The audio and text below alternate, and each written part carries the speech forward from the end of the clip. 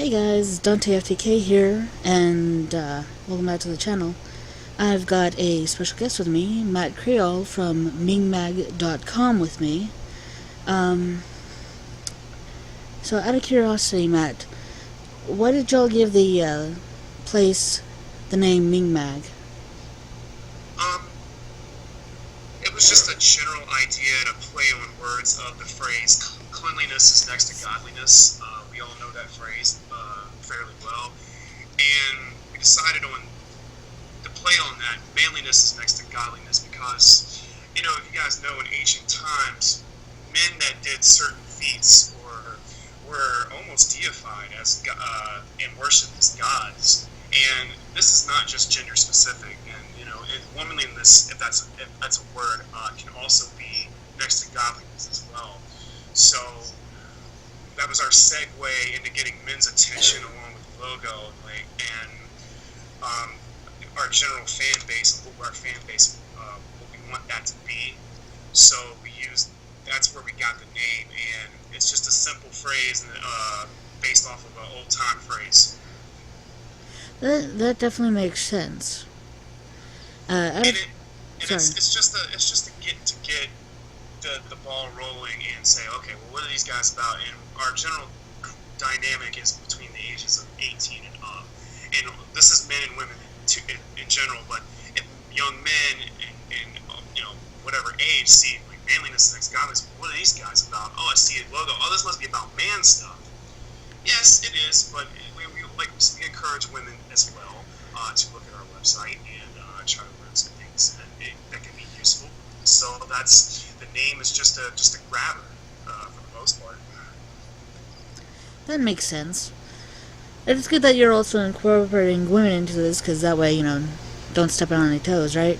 Oh, absolutely. No. And the thing is, we encourage women to be empowered, and when in absence of maybe they don't have maybe they don't have a boyfriend or a husband or a father around, or it's just maybe the man that they're with is not very adequate, and they need to do things on their own, and they need to learn some tools of the trade to get by, and that's what we provide for them.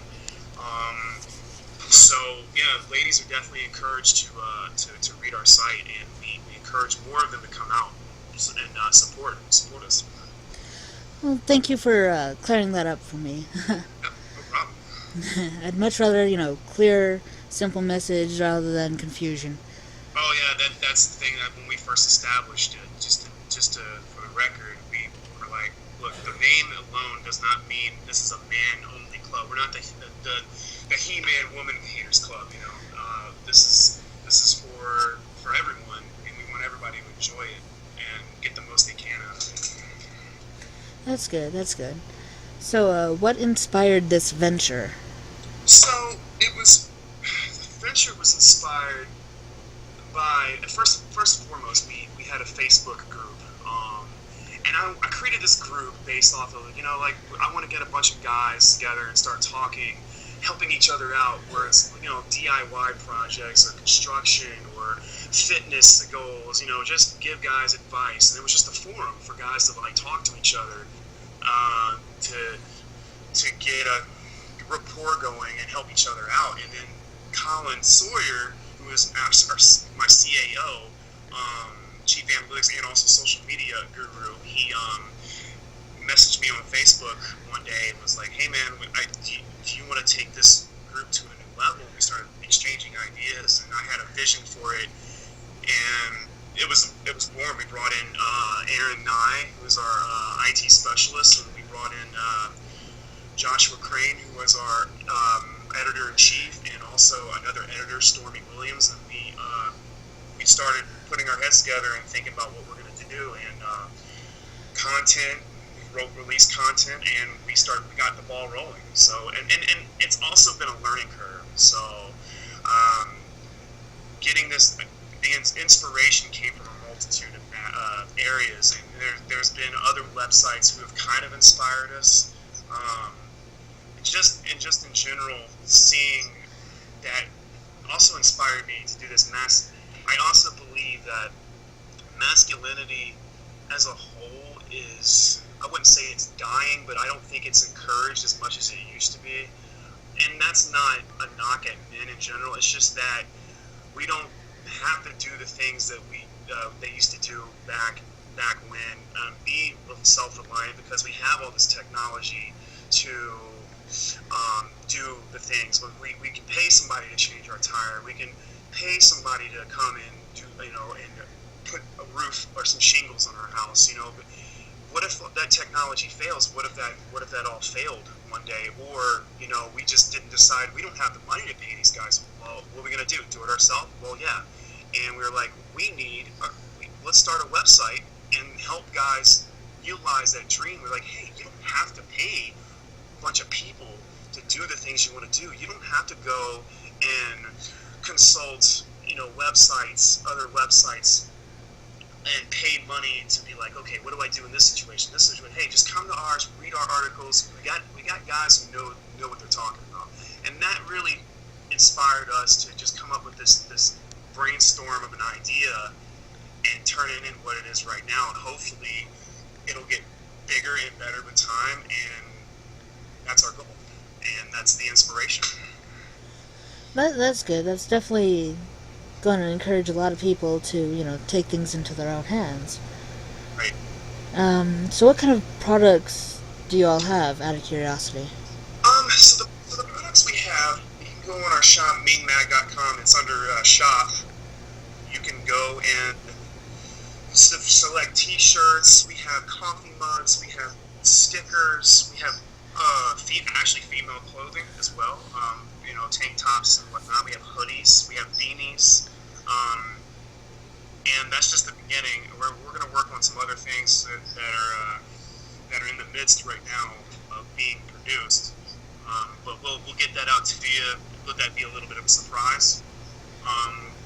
But we're steadily talking about other stuff we want to release. But right now we do have merchandise, and if you read our articles, you'll understand what these screen tees mean.